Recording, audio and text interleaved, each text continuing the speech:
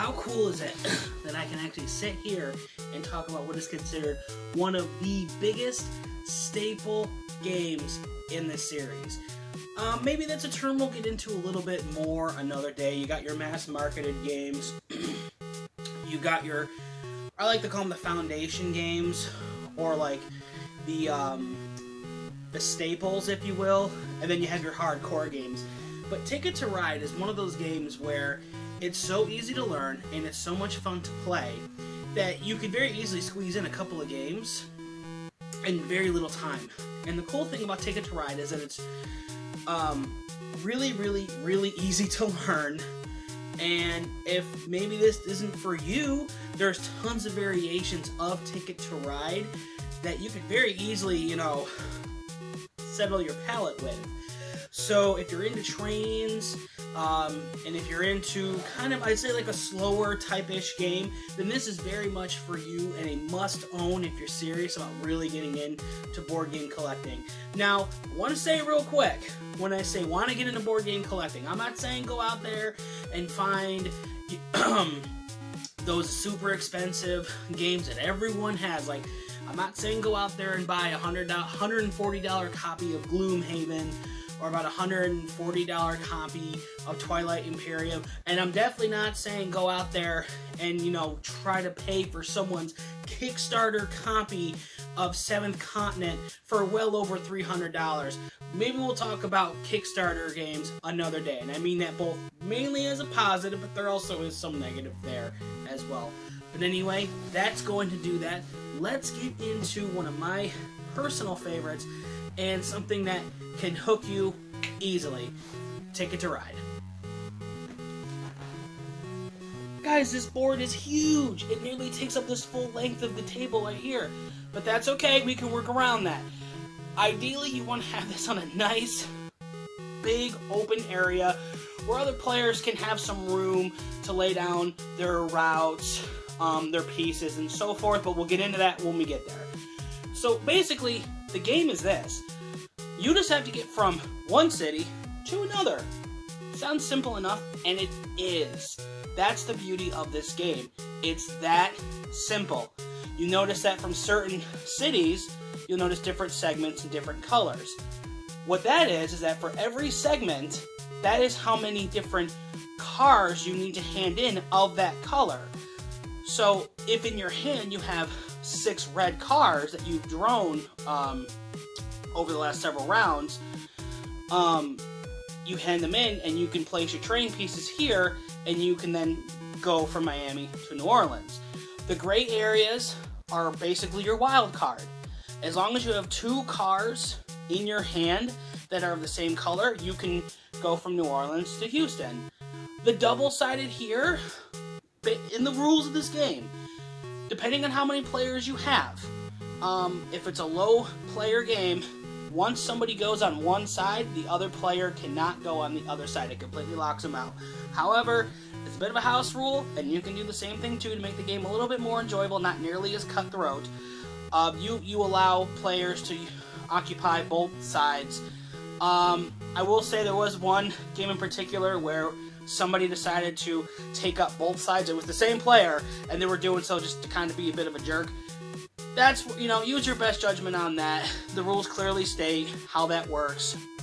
Now, this game starts at 5 players, and I'd say right around 4 or 5 players, that's when it says that, both lanes can be opened up. But, if you only got 2 or 3 people, I would definitely recommend playing this game with at least 3 or people or more. 2 players is very slow.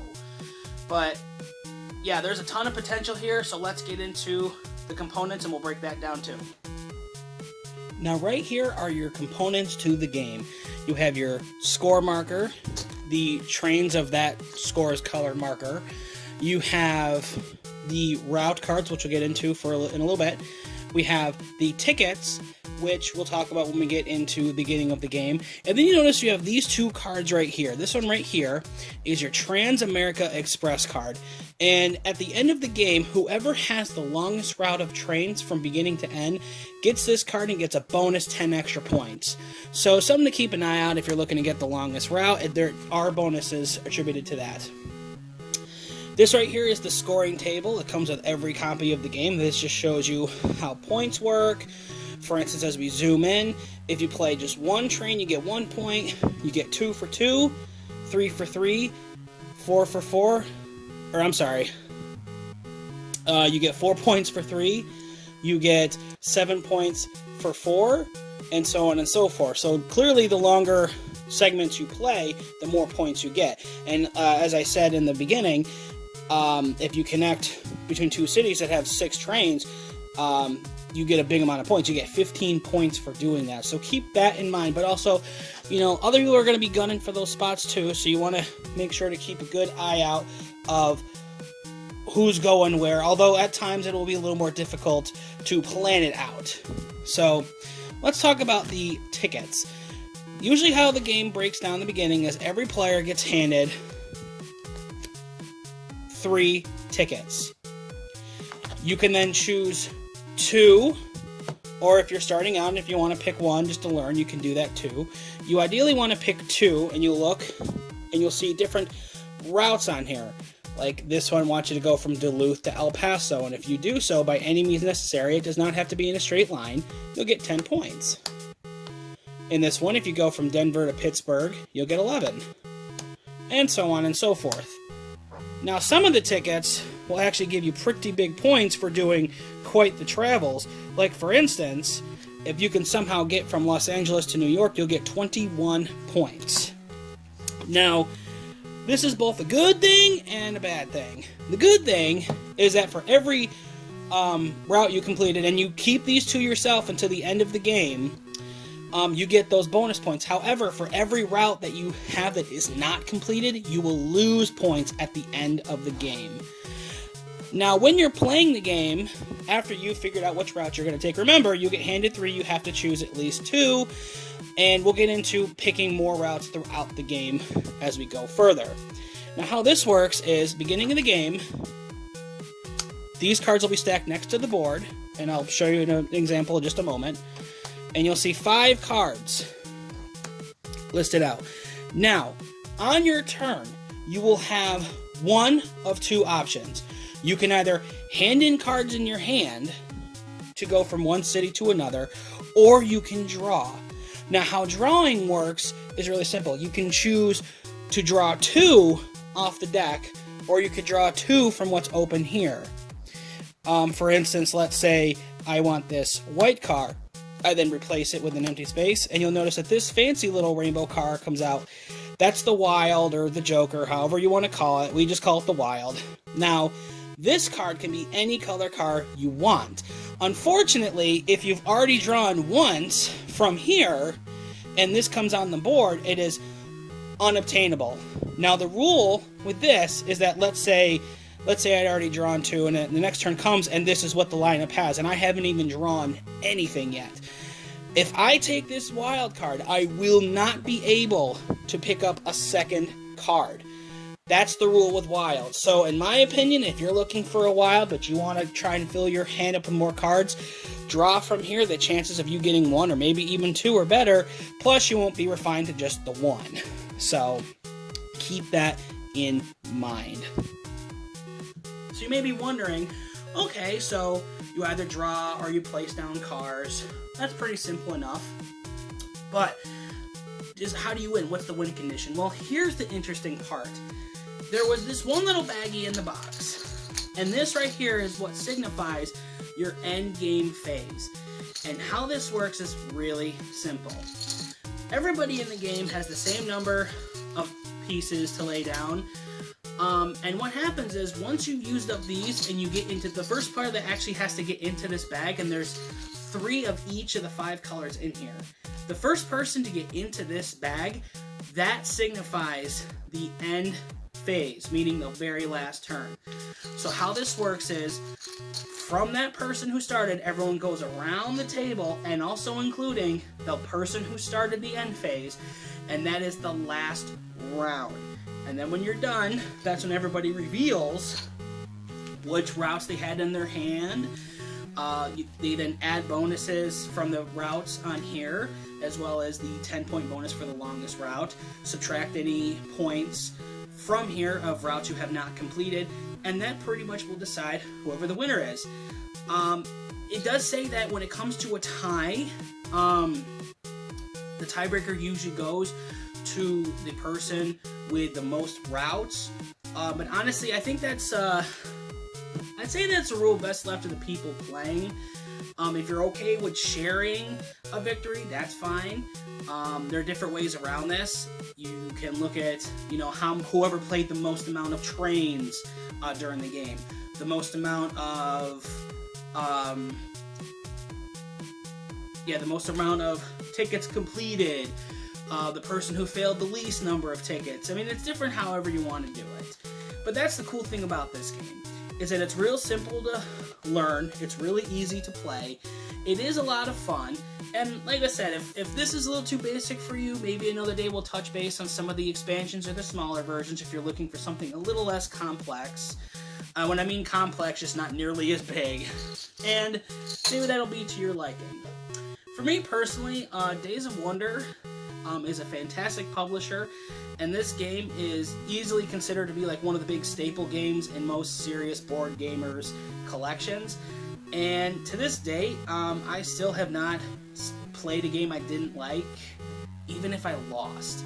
So, really quick, we'll talk about the pros and the cons. I will say this, the definite cons I can say about this game is that the cards are way too small. I've heard that earlier versions of this game have bigger cards. If you could definitely invest in some larger cards, like if you're someone that really like maybe the size of one of the bicycle playing cards, or just anything a little bit bigger, I'd say look into that. Otherwise, it's not that bad. They are smaller cards, which can be a bit of a pain, especially when you're starting out and you have this giant stack of them right here. But honestly, it's not that bad.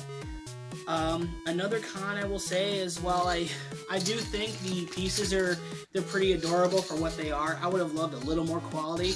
Now, thankfully, the 10th edition of this game has extremely high quality trains. Unfortunately, unless you have a few $100s laying around, you're not going to get that version anytime soon. So this will do, and I've heard people who like to paint the miniatures, and me personally, if that's your thing, cool. I don't have that kind of time, but as for what they are, it'll work just fine. I will say one more very important thing. Because the board is so bulky, unless you really have it broken in, which even mine still to this day has not been like fully broken in, like you can clearly see the folds definitely want to peak. Those pieces will move around the board, and I would definitely be careful with making sudden movements with the table, or smashing down hands, or maybe you kick the leg of the table, because sudden movements will jolt this board, and this is a pretty smooth surface, and these are very lightweight plastic, and pieces will go everywhere. So unless you're the kind of person that has constant freeze frame memory as to where everything is at all times, I just say keep very aware of where your hands are at all times, and try to be as very delicate as you can if someone's getting up from the table. But other than that, guys, this is a fantastic game. I believe this goes for anywhere between $35, $45, which in my opinion is a great deal. Always look around to see what better deals you can get on it. I know some retailers will get these games in for a good price, and then try to sell them for like $20, mainly because this is the original vanilla version. Me personally, the Ticket to Ride Europe version has a little bit more complexity to it, and I just think the board looks a little bit better, me personally. But if you're a fan of trains and simple gateway games, and competition is there, but you really don't notice it most of the time, you're really just focusing on your train. The competitiveness is when the routes really start coming in, and you really have to start planning your routes smart. Like if you're trying to go from Los Angeles to Miami, but somebody has already blocked you from El Paso to Houston, you might have to go up north a bit to Denver, travel over here to Nashville, and then that's how you get to Miami.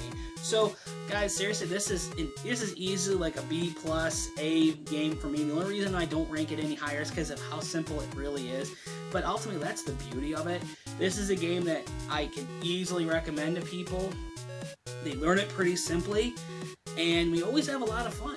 So, if you're, like I said, if you like simple introductory games that anybody can play, the competitive level is low, and the intrigue of a game kind of with trains interests you, then this is a must own for your collection. Guys, thank you so much for watching this episode. If you have any recommendations for games that you'd like me to explain or break it down, let me know in the comments below. As far as next week's episode, let's just say that it's going to be a very harrowing adventure when we start venturing into Forbidden Islands.